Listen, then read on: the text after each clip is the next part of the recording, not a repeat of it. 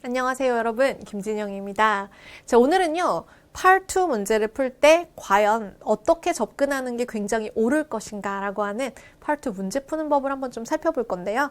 자, Part 2 문제를 풀 때 무엇보다 중요한 건 이거예요. Part 2를 전반부와 후반부로 나눈다는 거. 그래서 의문사가 있으면 의문사부터 시작해서 본동사까지를 전반부라고 할 거고요. 의문사가 없다면 이 본동사 플러스 목적어까지를 전반부라고 할 겁니다. 그러면 그 이후로 나오는 나머지 모든 부가 정보들을 다 우리는 후반부라고 할 건데요.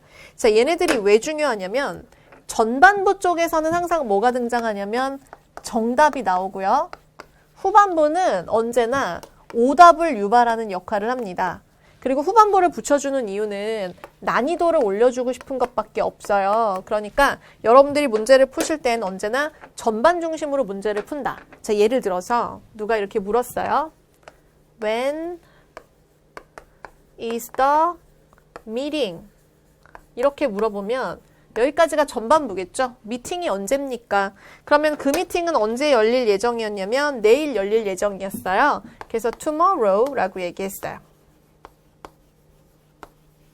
그러면 tomorrow 이라고 얘기를 했는데 내일이에요 라고 말하고 보니까 여기다가 근데 그 미팅 있잖아요. That Charles will be로 할까요? Charles will be leading. 그럼 찰스가 그거 끌기로 한 찰스가 담당하기로 한 그 미팅 언제야? 그래도 tomorrow겠죠. 그러면은 이건 어때요? About our quarterly budget report. 우리의 분기별 리포트랑 관련해서 찰스가 이끌기로 한 그 미팅이 언제야? 그래도 tomorrow예요. 뒤에도 더 붙여볼까요? 만 개를 붙여도 결론은 똑같을걸요? 그러니까 여기서 여기까지 나오는 거에서 이미 정답은 결정이 됐고 정답은 바뀔 생각이 없다는 것. 그럼 뒤를 이용해서 reading이란 단어에서 read 같은 오답을 주거나 아니면은 budget이라고 하는 게 나왔으니까 뭐 bank나 money 이런 오답을 주거나 report라고 하는 게 나왔으니까 동사 report를 주거나 이런 형태의 오답을 만들기 위해서 등장을 하는 거죠. 따라서 전반부에 나오는 것과 뭔가 연결이 되는 것, 특히 이 중에서도 가장 중요한 건 동사의 맥락 일치.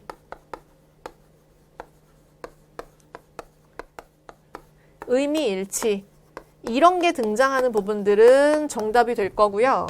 그 다음에 이 후반에 나왔었던 것들에서 뒤쪽에 있는 것들과 뭔가 의미가 비슷하거나 혹은 연상이 되어지거나 아니면은 발음이 비슷한 모든 것들은 오답이 된다. 하지만 발음은 어디서 비슷해도 모두 오답이 된다는 걸 기억해 주시면 될 것 같습니다. 그래서 이렇게 전후반부로 나눠서 일단 오답과 정답을 확 가려줄 수 있는 게 가장 중요한 패턴이라고 생각하시면 될 것 같아요. 자, 그렇다면 이제 이렇게 등장하는 오답의 패턴에는 어떤 것들이 있는가? 이걸 좀 한번 살펴봐야 될 것 같은데요. 자, 그렇다면 Part 2의 오답, 과연 어떤 것들을 제거해야 합니까? 한번 정리 좀 해볼까요? 첫 번째, 발음이 틀린 오답이 나오면 버리는 건데 발음의 오답이라는 건 이런 거죠. 일단 유사한 발음 나오면 X고요.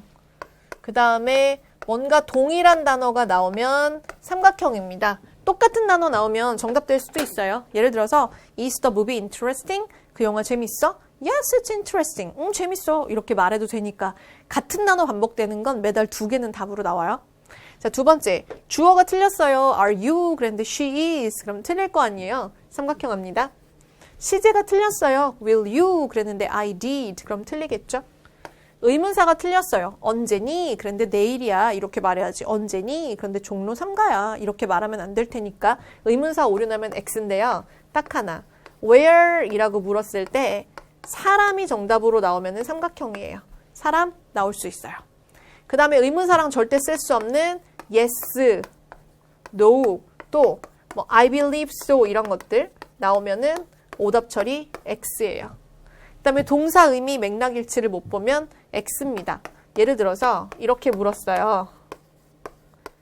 Did you send the report 이렇게 물어봤을 때 만약에 시제가 틀려서 I'll mail it tomorrow. 이거는 정답 가능성이 있어요. 왜냐하면 I'll mail it tomorrow. 내가 내일 보낼게. 그럼 오늘 못 보낸 거죠. 그런데 만약에 여기서 동사의 맥락의 일치를 못 보고 I put it in the store. 이렇게 하면 내가 그걸 가게에 뒀어. 그러면 얘는 정답이 안 된다고요. 저희 학생들은 답으로 골라요.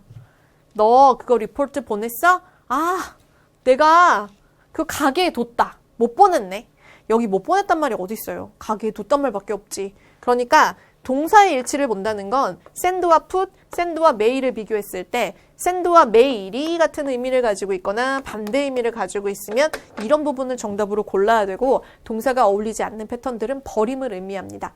그래서 지금 나와 있는 6가지의 오류가 파트2에서 여러분들이 꼭 기억하셔야 되는 오답의 패턴이니까 지금 얘네들과 더불어서 제가 수업 시간에 알려드리는 의문사의 정답 패턴, 제안의 정답 패턴, 평서문의 오류 이런 것들을 잘 기억해 두시면 파트2 문제 잘 푸실 수 있어요. 그래서 일단은 얘들이 무조건 기본이다. 이것부터 기억하시도록 할게요. 자, 다시 한번 머릿속에 새겨두시고 문제에 적용시켜 보도록 하겠습니다.